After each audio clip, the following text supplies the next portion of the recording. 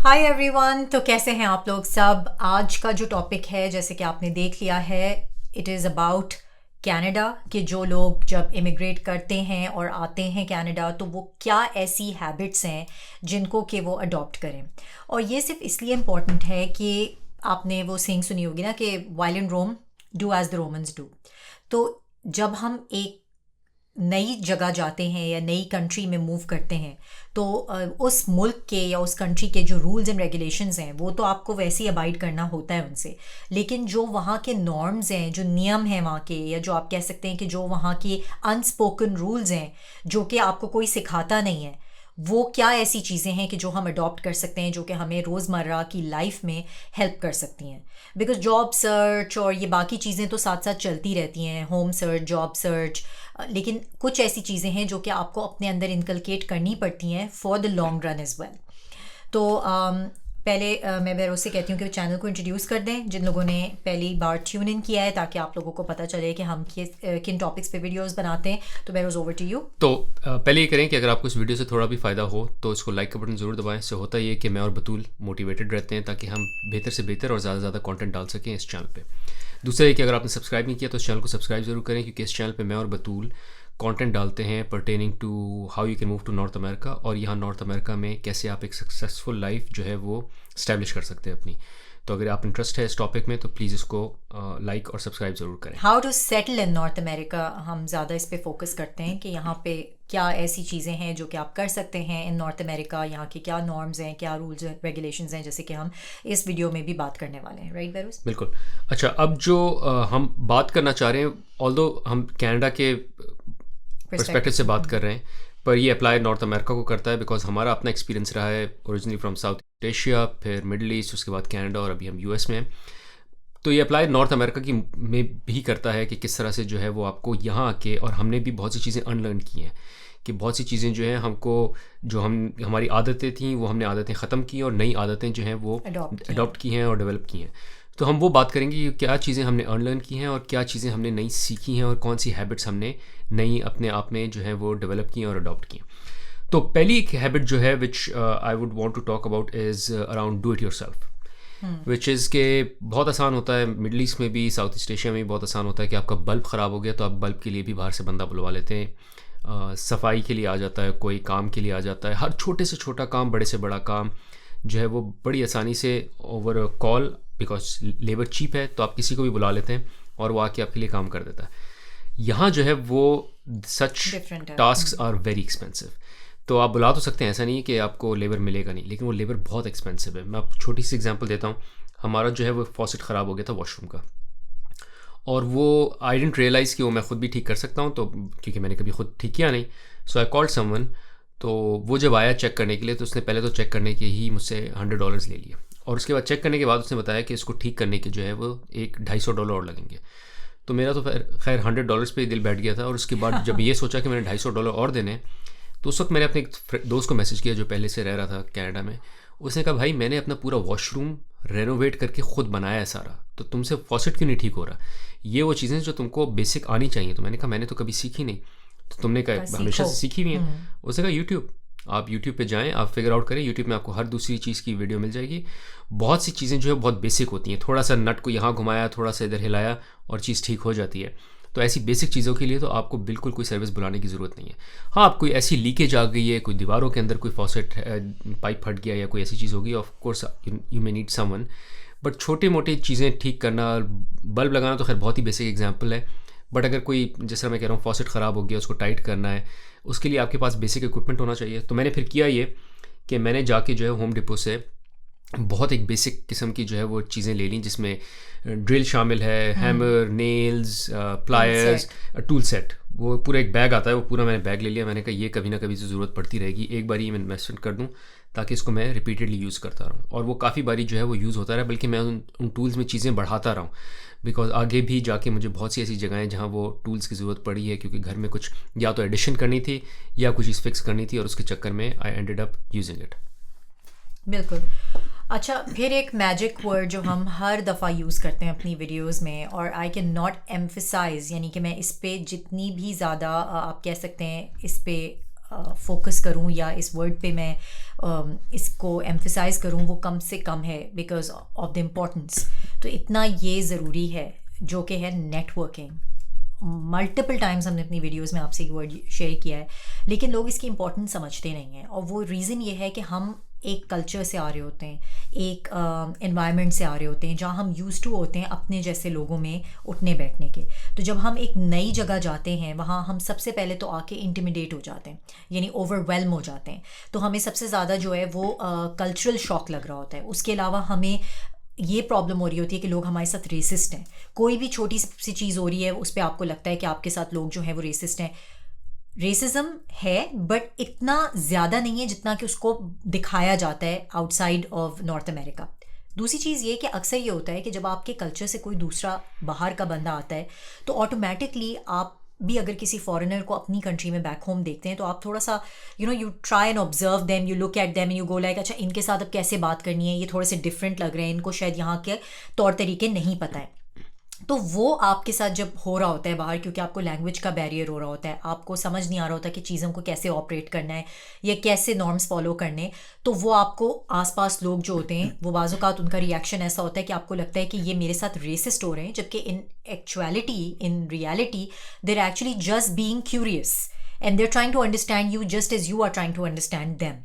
तो नेटवर्किंग क्यों ज़रूरी है? नेटवर्किंग, हम लोग जो देसी लोग हैं वो समझते हैं कि नेटवर्किंग जो है वो है कि आपने आके सबसे पहले अपने दोस्त अहबाब रिश्तेदार इनमें घुलना मिलना शुरू कर देना है। हाँ, ये तो सब करेंगे। नेटवर्किंग ये नहीं है। Networking is reaching out to people who are not inside your network, who are outside of your network. So you really have to step out of your comfort zone and make friends outside of your culture, outside of your nationality, और आप again उन लोगों के साथ जो है दोस्ती बनाने की कोशिश करें, नेटवर्किंग करें, जो कि ना सिर्फ आपको प्रोफेशनली हेल्प करें बट वैसे भी जनरली आपको हेल्प कर सकती हैं overall in your settlement in Canada. तो जैसे कि अगर आप जिस नेबरहुड में हैं वहाँ try make friends, try and communicate with people around you in what ever way possible, in what ever way you understand. तो ज़रूरी नहीं है कि आप जो है वो हर एक के साथ चमी होना शुरू हो जाएं, लेकिन हेलो हाय करना, लोगों के साथ स्मॉल टॉक करना, कनाडा में ये बहुत ज़्यादा पॉपुलर है। लोग आते जाते एक दूसरे से बात करते हैं, सवाल करते हैं, वेदर पे बात करते हैं, पेट्स के बारे में बात करते हैं। तो ये फेमिलियरिटी डेवलप करना जो है ये बहुत ज़रूरी है, और उसका आपको इसलिए बेनिफिट होगा कि आपके बच्चे जब इन बच्चों के साथ, क्योंकि देखिए बच्चों की तो दोस्तियाँ जो हैं वो नेशनैलिटी रिलेटेड तो नहीं होंगी ना, कि इंडियंस या पाकिस्तानीज़ या देसी से नहीं होती। ज़्यादातर they are studying with children who are from all parts of the world and some are white as well. तो आपको जब बच्चों के साथ, खासकर जब आप आउटडोर एक्टिविटीज़ करते हैं या बच्चे अपने दोस्तों को घर बुलाते हैं या आपको इनवाइट्स आते हैं बच्चों के दोस्तों के घर जाने के लिए, तो यू फील अ लिटिल आप you feel like intimidated and you feel कि यार ये मुझसे नहीं हो सकता, या ओहो अब इनसे स्मॉल टॉक करनी पड़ेगी। उस कंफर्ट जोन से बाहर निकलें, बिकॉज वो यहाँ का सबसे बड़ा चैलेंज है जो हम लोगों ने भी फेस किया और अभी तक कर रहे हैं कि अच्छा अब इनसे फिर स्पोर्ट्स के बारे में बात करें, अच्छा अब इनसे जो है वो न्यूज़ पॉलिटिक्स पे बात करनी चाहिए नहीं करनी चाहिए। ये सब चीज़ें सीखनी बहुत ज़रूरी हैं। ये नहीं मैं कह रही कि आप आते के साथ ही जो है वो पॉलिटिक्स में घुस जाएँ या स्पोर्ट्स सीखना शुरू कर दें, but awareness is super important. Try and understand कि क्या इंटरेस्ट हैं लोगों के यहाँ पे, एक्टिविटीज़ में इन्वॉल्व हों, वॉलंटियर करें। तो ये सारी चीज़ें जो हैं ये नेटवर्किंग का हिस्सा है। नेटवर्किंग को हमने बहुत ज़्यादा ना वो कर दिया है, रिस्ट्रिक्ट कर दिया है। अब आप अगर लिंक्डइन पे जाएं या वैसे भी लोगों से नेटवर्किंग के बारे में पूछें तो उसमें लोगों के दिमाग में से एक चीज़ आती है कि ओ अब हमने किसी को अप्रोच करना है और उससे जॉब के बारे में बात करनी है, प्रोफेशनल बात करनी है, या हमने जो है वो ईमेल करनी है किसी को, या किसी का कॉन्टैक्ट नंबर लेना है और उससे सिर्फ प्रोफेशनल सेटिंग में बात करनी है। It's not only related to that. So ये हम एक नॉर्म जो है वो आपको बताना चाह रहे थे, ब्रेक करना चाह रहे थे एक मिसकंसेप्शन।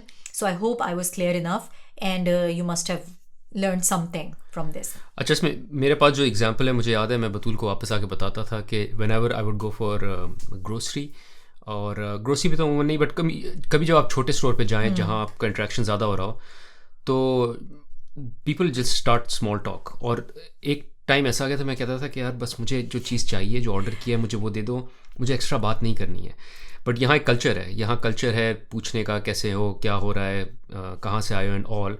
या जस्ट वेदर कैसा है, एक स्मॉल टॉक करने का। तो मुझे जो है वो आदत ही नहीं थी स्मॉल टॉक करने की रैंडम लोगों से, और स्पेशली जब मैं किसी काम के लिए जा रहा हूँ तो वो मुझे थोड़ी सी डेवलप करनी पड़ी, वो पेशेंस अपने अंदर जो है डेवलप करना पड़ा। अच्छा, एक important call out for those people who are trying to seek help with regards to immigration in Canada, चाहे वो कैनेडा आना चाहते हैं या कैनेडा में हैं और इमिग्रेशन हेल्प चाहिए, तो I can recommend my lawyer, जिनको मैं यूज़ करता हूँ for my immigration related services. He is amazing, so I will leave a link for you to reach out to him in the description of this video. Please do check it out.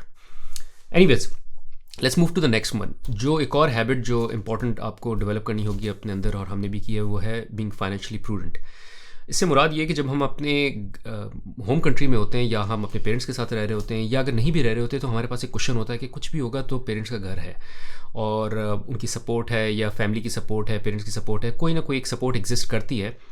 और हम relatively ज़्यादा young होते हैं तो हम ज़्यादा पैसों के बारे में सोचते भी नहीं हैं। बट यहाँ अमूमन जो लोग आते हैं जिस एज में, वो अपने 20s में आते हैं, 30s में आते हैं, और यहाँ और कोई सोशल नेटवर्क ऐसा क्लोज नहीं होता है। तो ऐसा नहीं कि आपके पेरेंट्स का घर है कि अगर कुछ हो गया तो पेरेंट्स के घर मूव कर जाएंगे। स्पेशली यहाँ जो गोरे हैं वो तो फिर ये सोचते हैं कि कुछ नहीं हुआ तो पेरेंट्स के बेसमेंट में चले जाएंगे। आपके पास हो या हमारे पास तो वो भी नहीं होता। So you really need to be smart about money. और मनी स्मार्ट में 3 चीज़ें आती हैं इफेक्टिवली। एक तो इनकम लेवल्स जो हैं वो अगर आप दुबई से, मिडल ईस्ट से कंपेयर करें तो उस तरह के नहीं हैं, या यूएस से भी कंपेयर करें तो कनाडा में रिलेटिवली कम है। So you need to find ways how you can increase your income. आप सिर्फ एक जगह पे बैठ के नहीं रह सकते। हम भी जब बिल्कुल नए नए आए थे, हमको लगा था बस जो इनकम अभी मिल गई है यही है, इससे ज़्यादा ना मिलेगी, क्योंकि हम तो इमिग्रेंट्स हैं, हम तो देसीज़ हैं, हमको नहीं मिलेगी। But then we broke the barrier. हमने जो इनकम पे स्टार्ट किया था, हमने उसके ट्वाइस एज मच एज हमने ऑलमोस्ट पे पहुंच गए थे, बल्कि उससे भी ज़्यादा by the time we were leaving, just because we were able to break the barrier के ये इनकम तो हमारी स्टार्टिंग इनकम है, हमको और बेहतर से बेहतर कमाना है। और उसमें ये हो सकता है या तो आप एक ही सोल इनकम पे रिलाई करें और उसी में ऊपर जाते रहें, बेहतर से बेहतर करते रहें, या फिर आप अपनी इनकम स्ट्रीम्स बढ़ाएं। और इनकम स्ट्रीम्स बढ़ाएं, कोई साइड बिजनेस रखें या कोई साइड इंटरेस्ट ऐसा डेवलप करें जो आपको मोनेटाइज करता रहे। इनकम के अलावा जो एक और इंपॉर्टेंट चीज़ है वो है सेविंग। इनकम चाहे आपकी बिल्कुल जितनी भी ज़्यादा हो जाए और बढ़ती रहे, अगर आपने अपनी सेविंग नहीं की और कंट्रोल नहीं किया स्पेंडिंग को, you will be in big trouble. लगता है ये कि सारा तो गवर्नमेंट यहाँ ख्याल रखती है, मेडिकल तो गवर्नमेंट देती है, सोशल सिक्योरिटी भी है, बच्चों का स्कूल भी फ्री है, ये सब चीज़ें तो हैं। बट अगर जॉब चली जाए और आपने अच्छा खासा पैसा सेव नहीं किया हुआ, तो कुछ अर्सा तो आप रह लेंगे सही से, क्योंकि बच्चे स्कूल जा रहे हैं, आपके पास कुछ सेविंग है, बट वो सेविंग्स बहुत जल्दी डिप्लीट हो जाएगी अनलेस आप अपना बिल्कुल लाइफस्टाइल कर्टेल करें और अपना लाइफस्टाइल चेंज करें, जो कि बहुत चैलेंजिंग होता है। So it's important to always be ready for the rainy days, because आप ही ने अपना ख्याल रखना है, यहाँ आप ही ने वो पैसे रखने हैं। And last but not the least, which is the most important part, is investment. हम लोग को बैक होम जो है सबसे अच्छी जो इन्वेस्टमेंट टेक्निक सिखाई जाती है, आइडिया बताया जाता है, वो है कि प्लॉट ले लो। इसके अलावा जो है हमको इससे ज़्यादा आता नहीं है।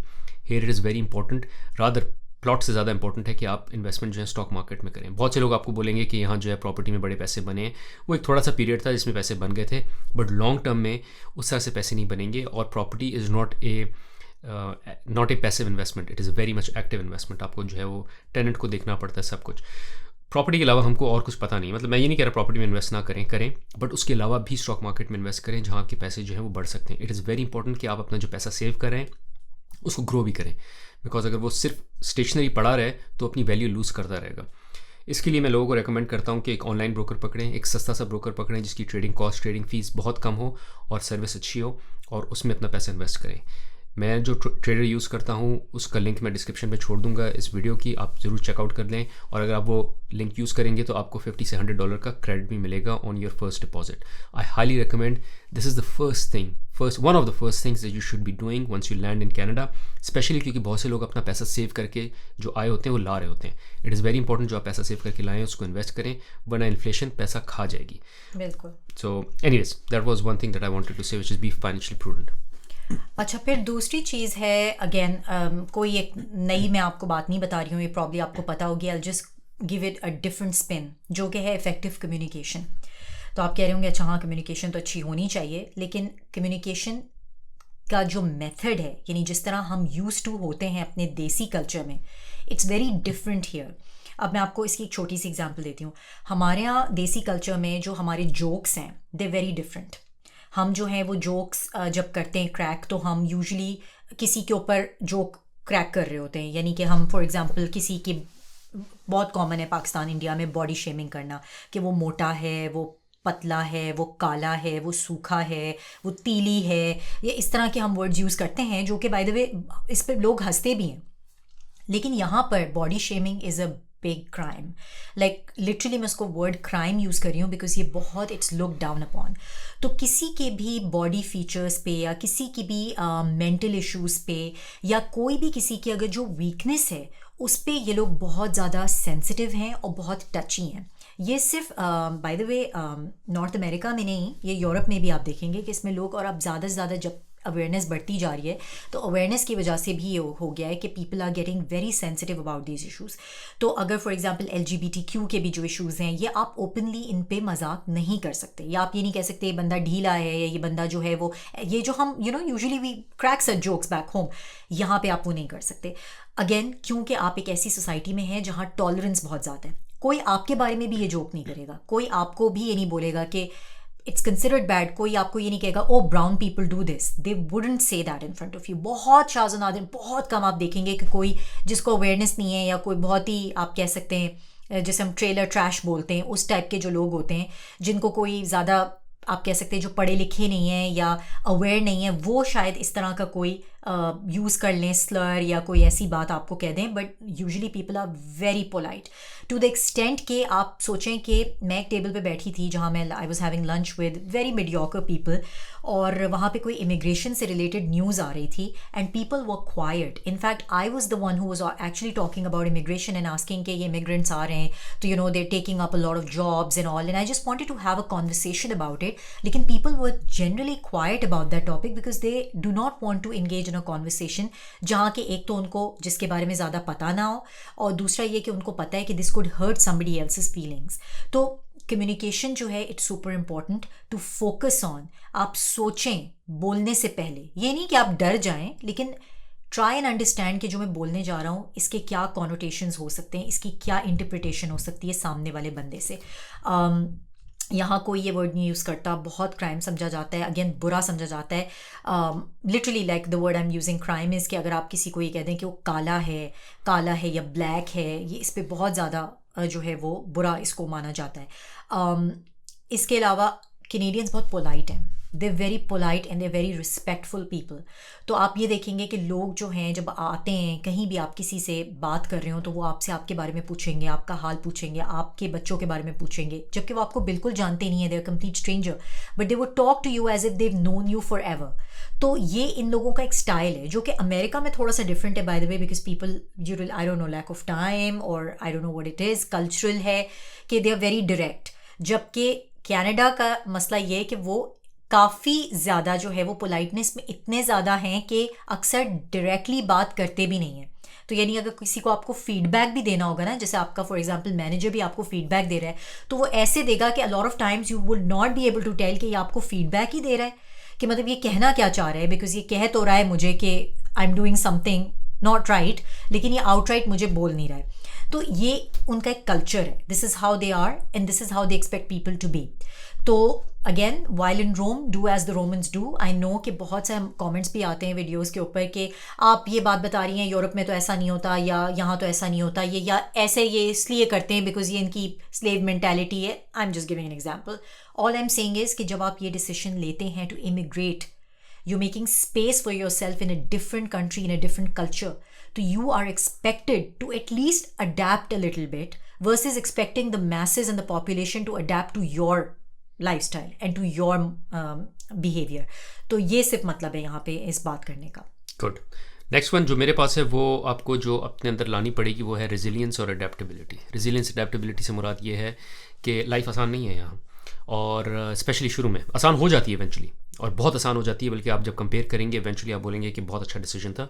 बट शुरू के 2 साल, पहला साल तो बहुत मुश्किल होता है और दूसरा साल is the one which is also difficult but improving, और उसके बाद लाइफ बहुत ईजी हो जाती है। क्योंकि जब आप नए आते हैं तो आपको यहाँ सिस्टम्स का नहीं पता होता, आपकी शायद इनकम जो है वो लेवल कम होंगे, एक स्पाउस की जॉब लगी है कि नहीं लगी, या दोनों की नहीं लगी, शुरू में आप थोड़ी सी सेविंग्स डिप्लीट कर रहे हैं, आपने कुछ मिस्टेक्स कर लेते हैं, आपने कोई ज़्यादा आपको पता नहीं है, हमारा चैनल आपने फॉलो नहीं किया और आप यहाँ आ गए लेट्स से, और आपने कोई ऐसी लोकेशन में घर ले लिया है जो कि सेफ़ लोकेशन नहीं है, या कहीं ऐसी कोई भी ऐसी इंटरेक्शन में आप फंस गए जो कि सेफ़ नहीं है, आपको आइडिया नहीं है और उसकी वजह से आपने कुछ मिस्टेक्स कर ली, कोई फाइनेंशियल लॉस कर लिया या कोई भी और चैलेंज अपने ऊपर अडॉप्ट कर लिया, तो अमूमन हो जाता है जब आप किसी भी नई जगह मूव कर रहे हो। फिर यहाँ वेदर टफ़ है, तो अगर आप प्रिपेयर्ड नहीं है अच्छी तरह से विंटर के लिए, बहुत से लोग डिप्रेस हो जाते हैं विंटर्स में आते हैं, क्योंकि यहाँ उनको लगता है कि कुछ करने को नहीं है विंटर्स में, इसलिए क्योंकि वो एक डिफरेंट लाइफ से आ रहे होते हैं जहाँ सारी एक्टिविटीज़ समर रिलेटेड होती हैं, तो वो समर के हिसाब से ट्यून हुए होते हैं और बोलते हैं विंटर में 2 महीने का विंटर होता है हमारे जहाँ से हम आते हैं, तो हम घर बैठ जाएंगे, घर की कोई एक्टिविटीज़ कर लेंगे। बट यहाँ विंटर जो है वो 5 से 6 महीने का होता है, तो आप घर बैठ के कितनी जो है वो कितने कार्ड्स खेल लेंगे, कितने ऊनो खेल लेंगे, कितने लूडो खेल लेंगे, eventually you will get bored और यू स्टार्ट गेटिंग डिप्रेस्ड। सो आपको वो रेजिलियंस अपने अंदर रखनी है कि it's okay, this will pass and I will improve, I will adapt, I will get better at it. हमने इसी तरह किया। हमने क्या किया, हमने जो है वो रियलाइज़ करना शुरू किया कि हमको जो है वो इंडल्ज करना है विंटर स्पोर्ट्स में, तो हमने स्कीइंग सीखी। हमने बच्चों को पहले स्केटिंग सिखाई, आइस स्केटिंग, और फिर ख़ुद भी सीखी। ये सिर्फ नहीं कि बच्चों को सिखाई, हमने कहा बच्चों ने तो जो है सिमुलेट करना ही है, हमको भी सीखना है।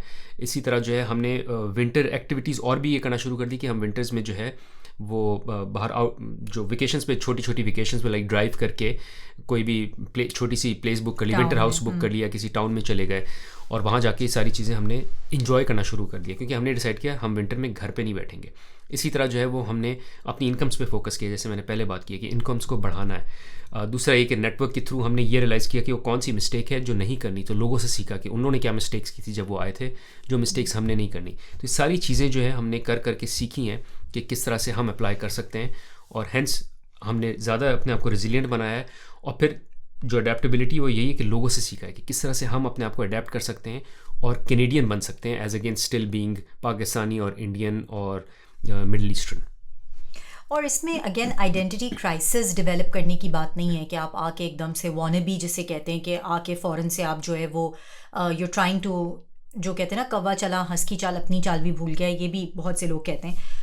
बात अडेप्टेबिलिटी की होती है for your own benefit, for your own comfort, for your own families well being, क्योंकि आप एक आउटसाइडर ना फील करें यहाँ पे आके, आपको अपने घर की याद ना आए, आप यहाँ पे अपने आप को टोटली असिमिलेट कर लें, ऐसे कि जैसे आपने इस चीज़ को अपना लिया है, आपने इस डिसीजन को जो आपने लिया है, इतना बड़ा decision to move uproot yourself and come and live somewhere else, वहाँ आप आके टोटली अपने आप को एट होम फील करें, बिकॉज ये अब आपका नया घर है, नया होम है।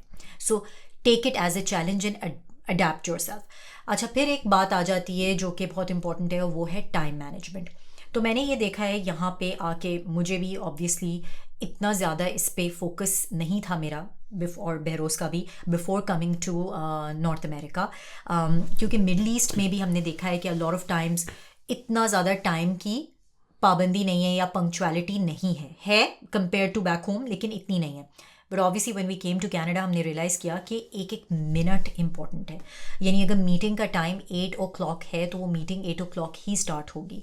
अगर कोई फंक्शन जो है it is suppose to start at 7:30, इसका मतलब वो 7:30 ही स्टार्ट होगा। Obviously there exceptions to the rule, कभी ऐसा हो जाता है कि कोई स्नो स्टॉर्म आया हुआ है या you're not able to make it in time, तो लोग जो है they make exceptions to the rule। लेकिन ज़्यादातर यही देखा गया है कि अगर आपने किसी को कोई टाइम दिया है तो if you have given someone a time to meet at 6 o'clock, it means 6 o'clock, it does not mean 6:10 or 6:05।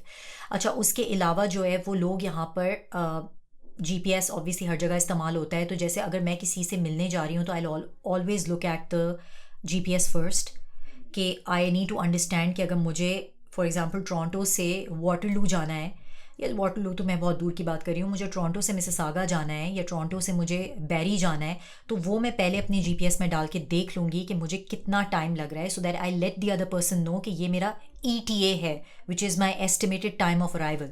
और ये बाय द वे दुनिया जहान में अब पॉपुलर हो गया, लेकिन यहाँ इसलिए भी ज़्यादा कॉमन है बिकॉज हर किसी को अपने टाइम की बहुत वैल्यू है। तो उसमें होता ये कि एक तो आपकी एम्बेरसमेंट वैसे ही होती है अगर आप टाइम पे नहीं हैं और आपको जो है लोग सीरियसली नहीं लेते, इट्स रूड एज वेल, लेकिन जो दूसरा बंदा है उसका जो आपने टाइम वेस्ट किया है वो आपको कभी भी इसके लिए फॉरगिव नहीं करेगा if you wasted their time, because you were not intentionally on time, right. तो दिस इज़ सुपर इम्पॉर्टेंट। जैसे फॉर एग्जांपल अगर आप किसी अपॉइंटमेंट के लिए गए तो एक्सपेक्टेशन आपसे यही होती है कि आप अपॉइंटमेंट पे, डेंटिस्ट हो गया, डॉक्टर हो गया, इवन नॉर्मल आपके अपॉइंटमेंट्स हो गए स्कूल्स में, ऑफिसेज में, you're supposed to be there at least 15 to 20 minutes prior।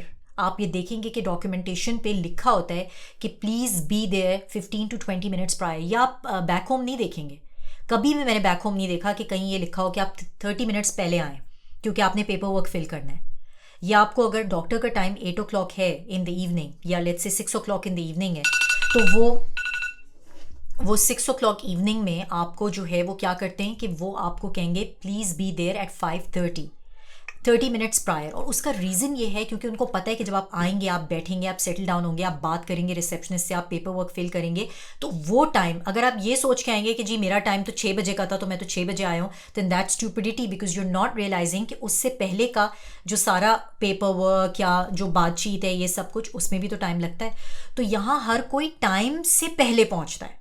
Time तो छोड़ दें आप, टाइम से भी पहले पहुंचता है।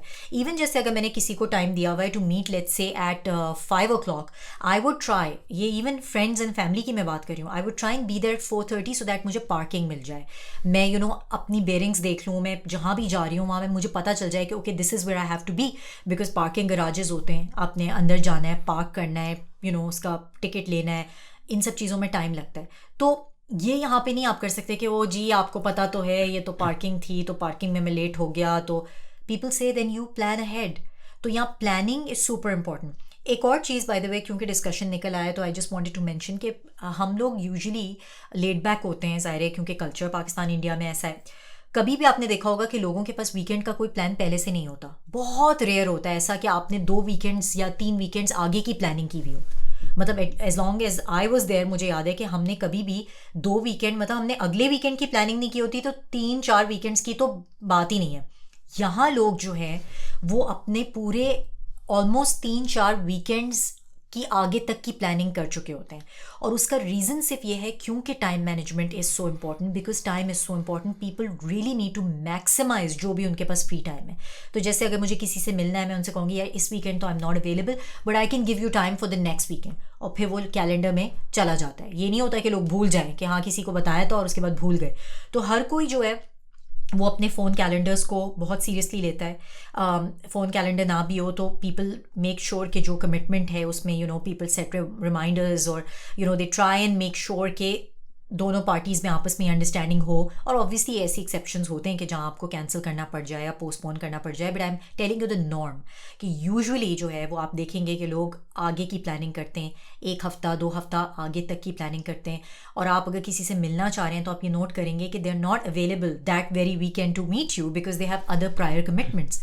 ग्रोसरी है, लाइफ भी टफ है, तो ज़ाहिर है you have a lot of stuff that's parked for the weekend. Weekend पे बहुत सारी टास्क होती हैं जो हमने करनी होती हैं, तो इसलिए time management is super important. So वो सारे लोग जो कि इंडिया पाकिस्तान से आते हैं, कनाडा, अमेरिका, उनको ये बहुत बड़ा शौक लगता है, सबसे बड़ा। इस पर मैंने एक शॉर्ट भी बनाया है कि जो सबसे बड़ी स्ट्रगल है ना आपकी, कि आप जिम नहीं जा सकते, आप एक्सरसाइज नहीं कर सकते, आप क्योंकि आपकी टाइम मैनेजमेंट ही नहीं है। क्योंकि हम आदी हैं देर से सो के उठने के, देर से सोने के, तो वो चीज़ें हमें it takes a lot of time by the way effort to unlearn these things. तो ये कुछ मैंने चीज़ें थी जो कि मिक्स करके पॉइंट आपसे शेयर कर लिया। एक तो time management and the fact that ये कुछ प्लानिंग है जो यहाँ पे लोग जिस तरह से करते हैं, thought it would come in handy.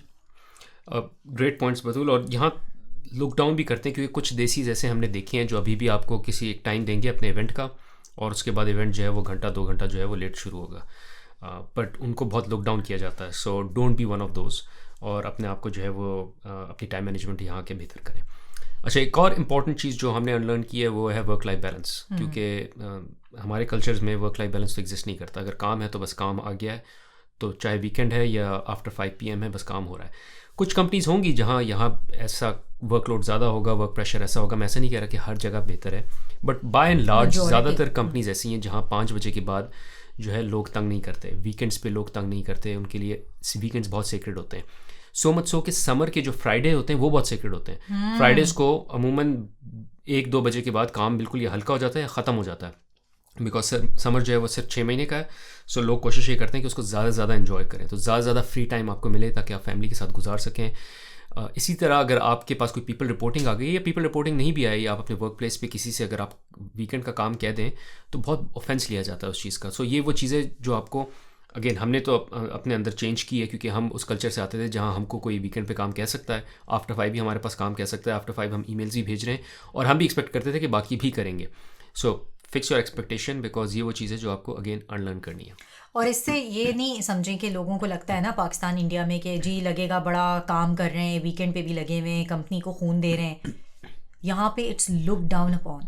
Majority जो आपके वर्कफोर्स है दे बेसिकली प्रायोरिटाइज, और मैं ये कनेडियंस की बात कर रही हूँ, again I am not talking about US right now, I'm talking specifically about Canada, कि Canada का थोड़ा सा laid back culture है.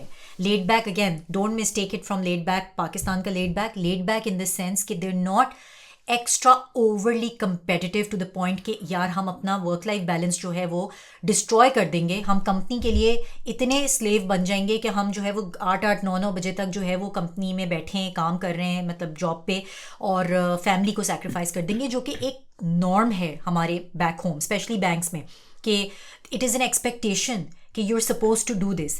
यहाँ पे आप समझें कि इवन मैं ये आवरली वेजेस वाले लोगों की बात नहीं कर रही हूँ कि आप लोग ये मिसअंडरस्टैंड करें कि for hourly wages normal salaried individuals भी क्लॉक आउट कर देते हैं. Like they just say that 5 o'clock is my time to close, I have to commute now, क्योंकि लोग दूर दूर रहते हैं यूजली अपने काम से या ऑफिस से, तो they have to commute back.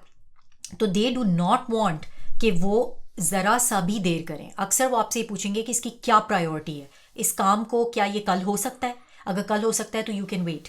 तो द फैक्ट दैट मुझे और ये बेरोज़ को काफ़ी शौक लगा था, बिकॉज हम अगेन उस तरह के कल्चर से आ रहे थे, खासकर मिडल ईस्ट में तो आपने देखा है बहुत ज़्यादा कॉन्सेप्ट है of you know really slogging and working your self over beyond the hours. तो यहाँ पे लोग जो हैं वो जल्दी आते हैं, काम स्टार्ट करते हैं, and they sometimes leave early as well because they don't want to hit the traffic. उसके अलावा वीकेंड के लिए आप कभी भी देखेंगे लोगों के यूजुअली प्लान्स होते हैं, जैसे कि मैंने पहले कहा, आप लोगों से पूछेंगे, people are really excited about the weekend, they want to talk about the weekend, they would not want to say कि ओ जी वो फला प्रोजेक्ट है, मैंने तो वो जो है प्रोजेक्ट पे काम करना है on the weekend. People would think you're crazy because work life balance is a big thing here. फिर आई थिंक बेरोज़ ने अपनी एक वीडियो में भी मैंशन किया था कि काम पे यूजुअली लोग जिनके बच्चे हैं they really want to go back home and spend time with their families. खासकर बच्चों की एक्टिविटीज़ होती हैं जिस पे कि लोगों को लेके जाना होता है, क्योंकि यहाँ पे ड्राइवर्स तो है नहीं, या शोफर तो है नहीं कि जो हमारे इंडिया पाकिस्तान में कॉन्सेप्ट है कि ड्राइवर ले जाएगा या यू नो पेरेंट्स हैं या कोई है जो कि ले जाएगा. यहाँ तो you have to do it yourself. तो people are really involved in this.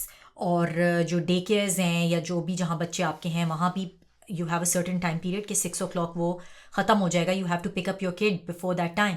तो ये चीज़ें जो हैं ये आपको लगेगा कि ओ माई गॉड यहाँ पे आके you know like a lot of times desis जो हैं they we try and do the same things that we are used to doing back home, and then we realize कि the culture is very different. Thank you Batool. अच्छा, मेरे पास जो last point है वो है around community involvement, which is very important. हम again जिस कल्चर से आते हैं, जिन इलाकों से आते हैं, जिन मुल्कों से आते हैं, वहाँ लेबर बहुत ज़्यादा है. सो लेबर इतना है कि आपको शायद बाहर कम्युनिटी में ख़ुद इंगेज करना ना पड़े, बिकॉज आप हर चीज़ के लिए पैसे दे सकते हैं, बिकॉज इट इज़ चीप, तो कोई हेल्प कर देगा.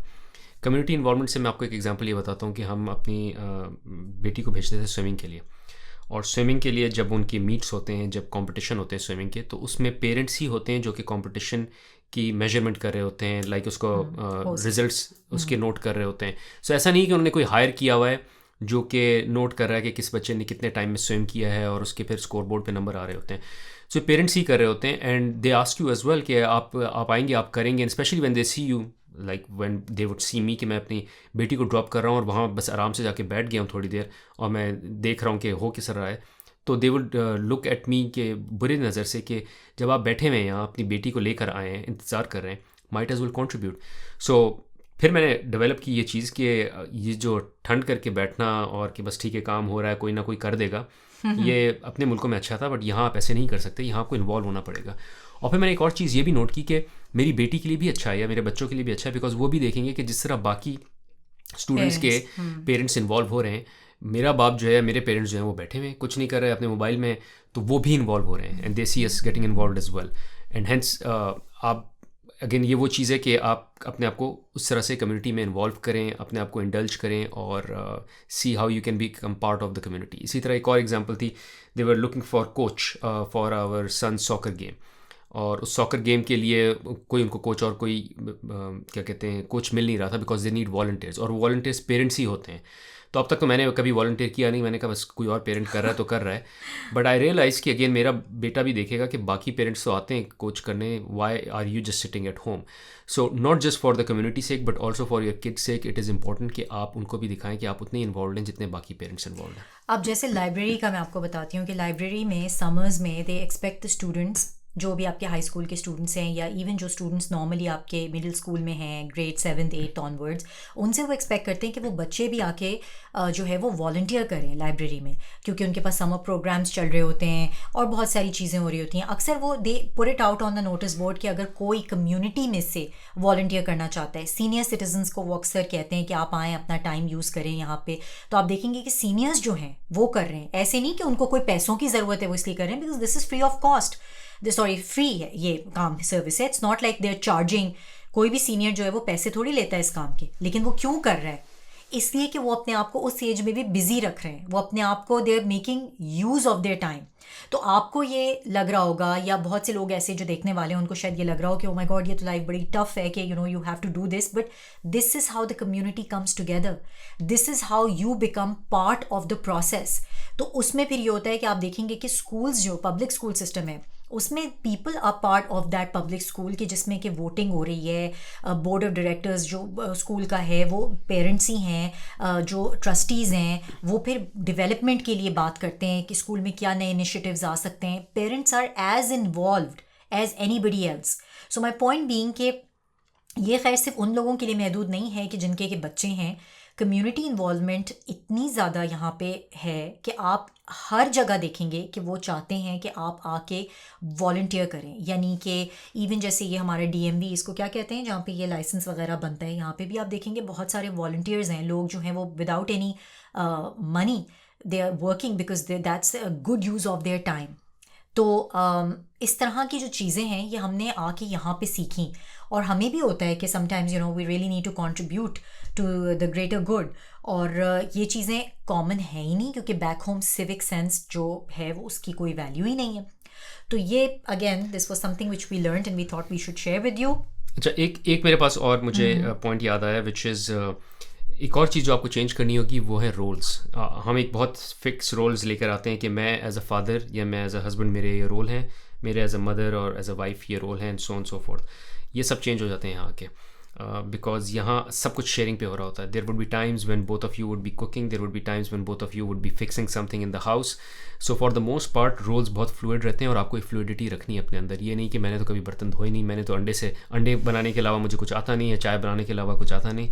ये सब चीज़ें अगर आप सोच के आ रहे हैं तो यहाँ ना आए, क्योंकि यहाँ आके आपको इक्वली कंट्रीब्यूट करना पड़ेगा, otherwise you will put a lot of strain on your relationship, because even women, like you have to drive, you have to contribute, you have to work, you have to go outside, be involved in the children's lives, be involved in the जैसे कि you have to work and you have to be equally present in everything. अब जैसे इसकी भी एक आपको छोटी सी example मैं दे देती हूँ।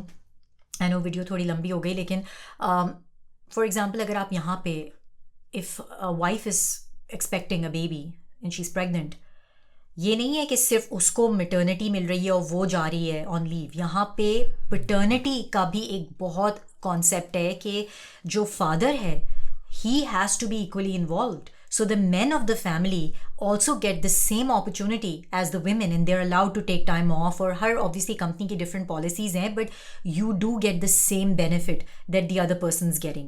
तो यहाँ पे discrimination नहीं है, और आप रोल्स इस तरह से डिफाइन नहीं है कि oh just because she is a mother so she has to do it, और she has to get up and go and pick up the son और डॉटर फ्रॉम स्कूल और व्हाटएवर। यहाँ पे the men have to be equally involved and the women have to be equally involved as well. तो आप ये कहीं जाके नहीं कह सकते कि oh my wife can not get out and be outside and do and so I am suppose to be doing it, they expect you and your spouse to fill in equally. So थोड़ा सा to Behrouz's point is a great point कि यहाँ पे genders जो specific जो हमने अपने role set किए हुए हैं बैक होम, वो यहाँ पे it's not applicable like that. और अपने बच्चों से भी काम कराएं, अपने बच्चों को भी वो आदत डालें जो कि वहाँ आपके क्या कहते हैं काम वाले हाउस हेल्प जो है वो कर देती है। यहाँ आप अपने बच्चों को इंडल्ज करें उन चीज़ों में कि वो घर के काम करें, बाहर काम करें। बाहर के काम से मुराद ये कि लॉन मोइंग करनी है, स्नो रिमूवल करनी है। मैं कोशिश करता हूँ, जब मैं ख़ुद स्नो रिमूविंग कर रहा हूँ, मैं अब वो छोटे से शवल्स ले आया हूँ बच्चों के लिए।